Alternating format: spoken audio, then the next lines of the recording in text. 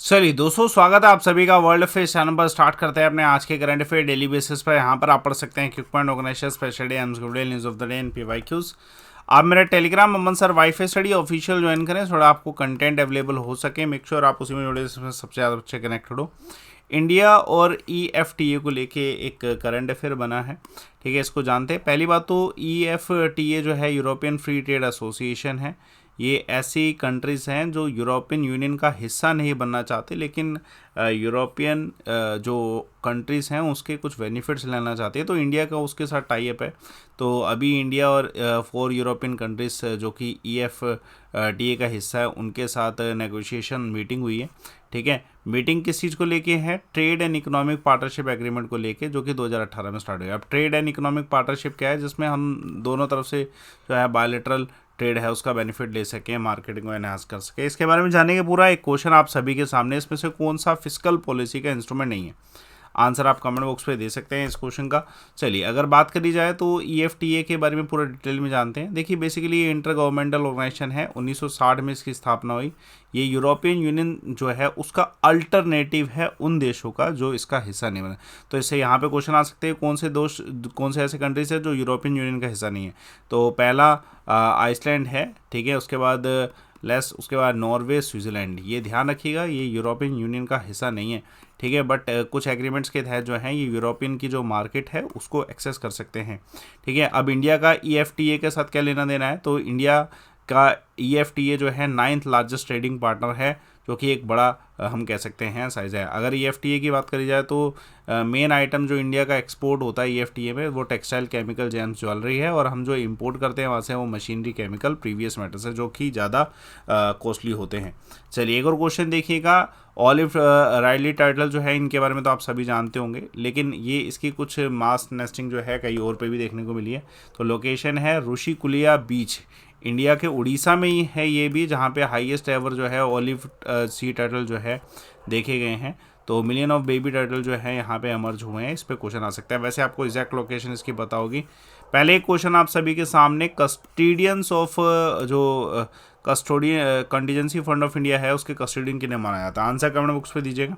Basically देखिए, olive turtle जो है स्मॉलेस्ट और मोस्ट अबंडेंट सी टर्टल हैं दुनिया के, जो कि कार्निवोरस हैं, ठीक है। ऑलिव कोलरेड कैरपस जो है इसका नाम है, ठीक है। बेसिकली ये पैसिफिक, अटलांटिक, इंडियन ओशन में पाया जाता है। उड़ीसा में इसकी ठीक है गहरमत्था मरीन सेंचुरी जो है स्पेसिफिक लोकेशन है जहाँ पे सबसे ज़्यादा ये पाए जाते हैं। इस पर क्वेश्चन आ सकता है, ठीक है। एक और करंट अफेयर देखिएगा। हाल फिलहाल में इंडिया ने कौन सी देश में लॉकशील्ड जो है साइबर डिफेंस एक्सरसाइज हुई है? तो ये एस्टोनिया में हुई है। जो साइबर डिफेंस एक्सरसाइज है 2023 का एडिशन जो है लॉकशील्ड, ये नाटो ने ऑर्गेनाइज कराया था। तो NATO corporative cyber defence centre of excellence जो है एस्टोनिया, वहाँ पे इसे जो है ऑर्गेनाइज किया। ये सालाना होता है, ठीक है। 3000 पार्टिसिपेंट रहे 38 कंट्रीज से। नाटो के एलाइज जो है इसका हिस्सा बने। उसके अलावा कोंकण 2023 एनुअल बायलैटरल मीटिंग जो है वो कहाँ पे? इंडिया किसके साथ? इंडिया और UK के बीच में, ठीक है। इंडियन आर्मी ने, इंडियन फोर्स ने एक वायु प्रहार एक्सरसाइज लॉन्च करी, वो कहाँ पे हुई? अरुणाचल प्रदेश में। एक और करंट अफेयर देखें, very very important. Indian army ने हाल फिलहाल में कौन सी यूनिवर्सिटी के साथ टाई अप किया है चाइनीज़ लैंग्वेज में ट्रेनिंग करवाने के लिए? मिलिट्री पर्सन जो है वो चाइनीज़ लैंग्वेज में ट्रेनिंग करेंगे, ठीक है, सीखेंगे चाइनीज़ लैंग्वेज को भी।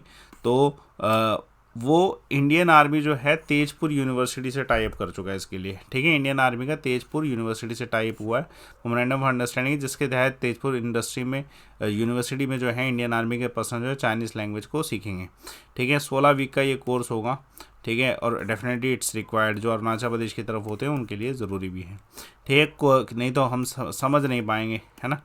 कौन सी कंट्री है जिसने महिलाओं को अलाउ किया है आर्मी ज्वाइन के लिए? कोलंबिया है। उसके अलावा ब्रिटिश इंडियन आर्मी मेमोरियल कौन से देश में बनाया? तो स्कॉटलैंड में।